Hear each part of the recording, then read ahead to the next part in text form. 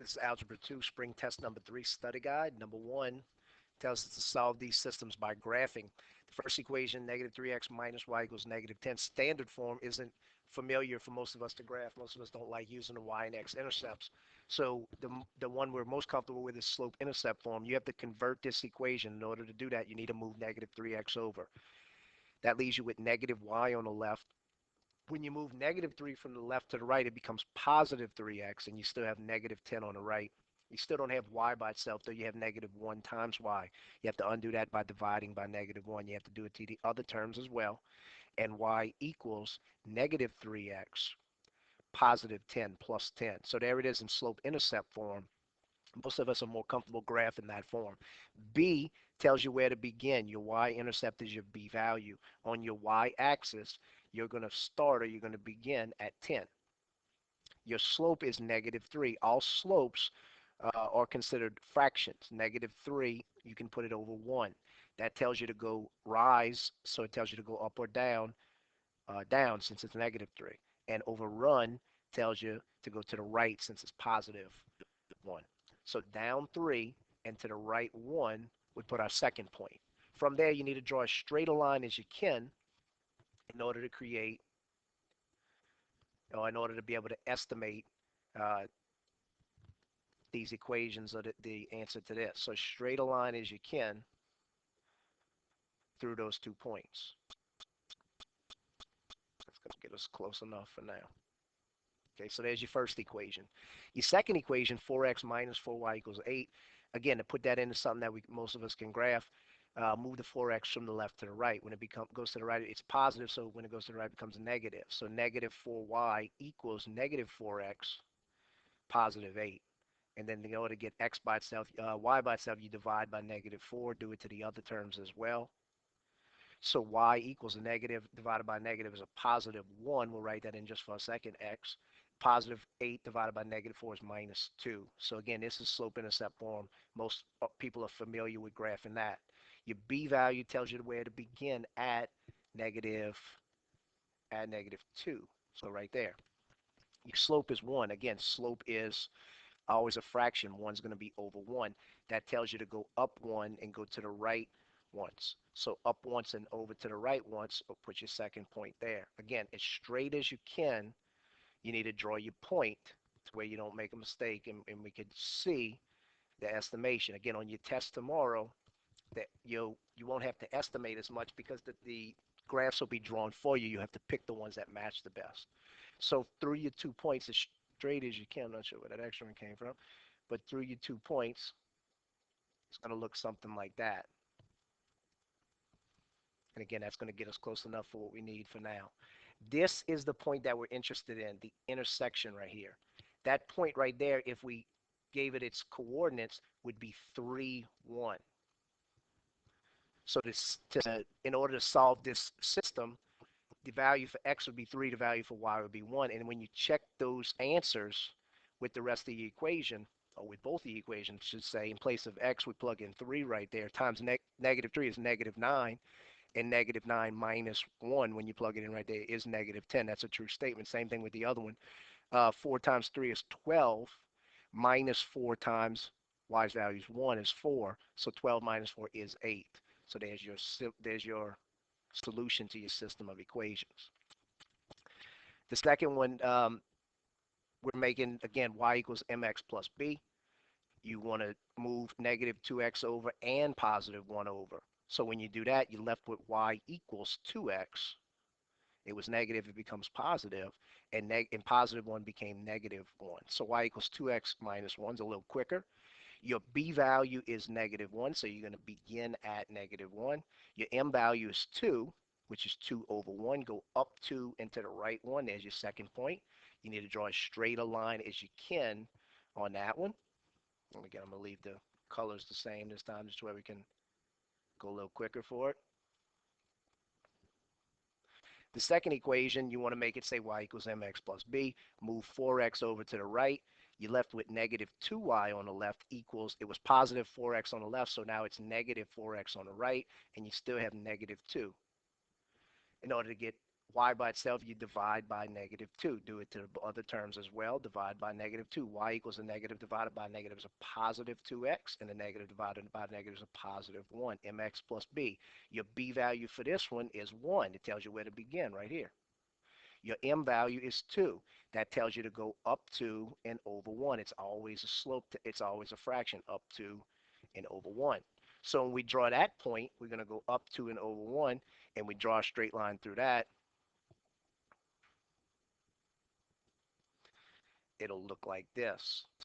You can clearly see going this way, and my lines are a little bit off the way they're, there we go.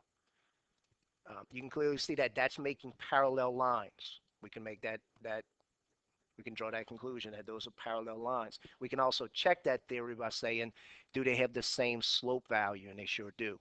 So when it says solve the system, if they are never going to cross each other, then there's no solution. Because the answer being because they're parallel lines. Number 3 says a rental car agency charges a flat fee of $32 plus $3 per day to rent a certain car. Another one charges $30.50 plus $3.25 per day to rent the same car. Write a system of equations to represent the cost of C for renting a car at each agency for D amount of days. So this first one, we'll put it in red. The cost equals 32 plus 3 times the amount of days.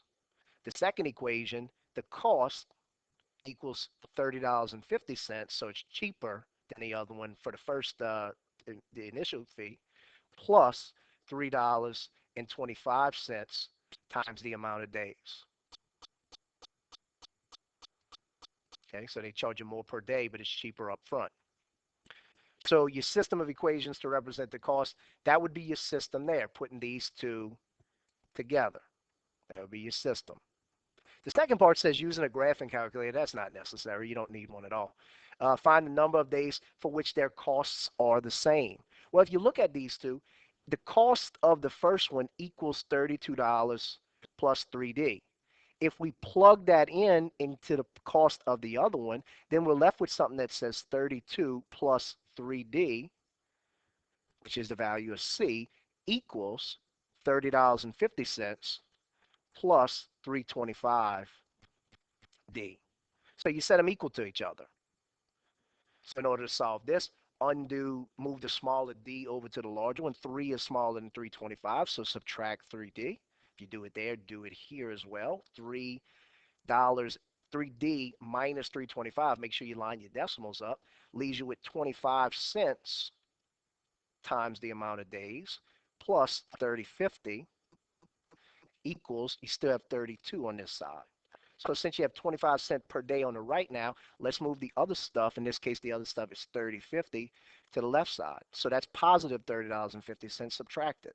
If you subtract it on the right, subtract $30.50 from the left. Now $32, if you need to look at it that way, minus $30.50, you know the 30s are going to go away right away. $2 minus 50 cents is $1.50. It cancels here, equals 25 cents times the amount of days. So to get D by itself, simply divide by 0.25 on both sides. So easy math right here says how many quarters, 25 cents, goes into $1.50. So the amount of D's, we know there's 4 quarters in $1, so that's 4, and there's 50 more cents, so 6. So the D is equal to 6. So it says find the number of days, D, for which their costs are the same. So at 6 days, it's going to cost you the same amount no matter if you go with the first company or the second company. Number 4 says solve the system by the substitution method. It's easier to solve with substitution by writing them side by side. So 5x minus y equals 5, and 5x minus 3y equals 15. This is the reason it's easier to write them side by side.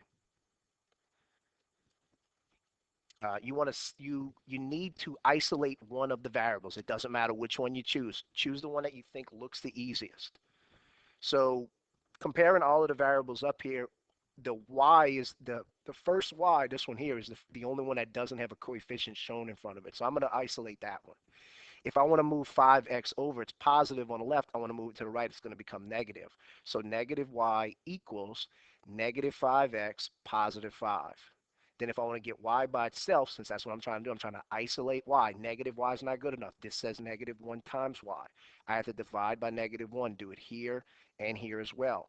Y equals a negative divided by negative is a positive 5x, and a positive divided by negative is a negative 5. So now we have the value of y. We don't know what it is yet, but we know that we can multiply 5 times x and subtract 5 from it, and it'll give us that value y. So we need to take that expression and we need to plug it in into the place of y, because it says that's what y equals. So now 5x minus 3 times our new value of y, which is 5x minus 5, equals 15. So we went from having two variables, x and y, to now we only have one type of variable, x. From there, distribute negative 3 times 5 is negative 15x, and negative 3 times 5 is positive 15. Bring the rest of our stuff down, equals 15, and the 5x that's up front.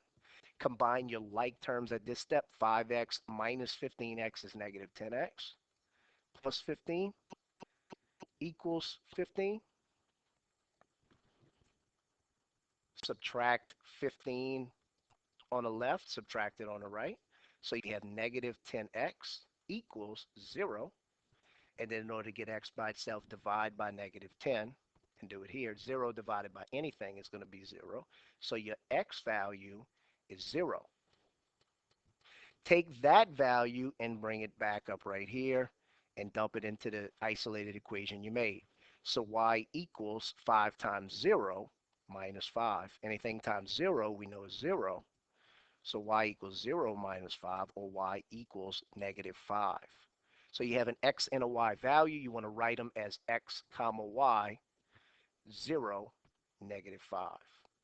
That's the point that when you graph both of those equations, they'll intersect. That's how you solve using the system substitution method. The elimination method, most people prefer the elimination method because it's a lot faster if everything lines up nice for you. As we look at this first set of equations, negative 4x plus 4y equals negative 8 and x minus 4y equals negative 7, you're trying to eliminate by combining the two. Now, in order to eliminate, you have to have opposite coefficients. Luckily for us here, the first one set up nice for us, positive 4 and negative 4y. When we combine these two, negative 4x and positive 4x, I'm sorry, negative 4x and positive x is going to leave us with negative 3x. When we combine negative 4x and 4y and positive 4y, it's going to give us 0y. You don't have to write that step right there. I just want to show you for a second.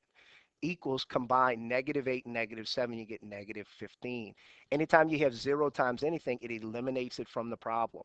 So you have negative 3x equals negative 15. In order to get x by itself, divide by negative 3. Do it on the other side as well. Negative divided by negative is a positive 5. So your x value is going to be 5. Plug that one into any equation that you have at the top. If you have to transform one, you can plug it into one of the transformed versions. Plug it into the one that looks the easiest.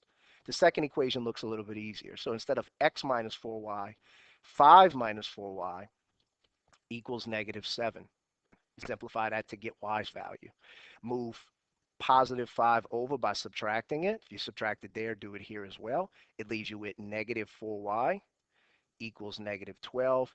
And in order to get y by itself, divide by negative 4 here as well. Negative divided by negative, y equals a positive 3. Again, written as x comma y, 5 comma 3 is your solution to the system.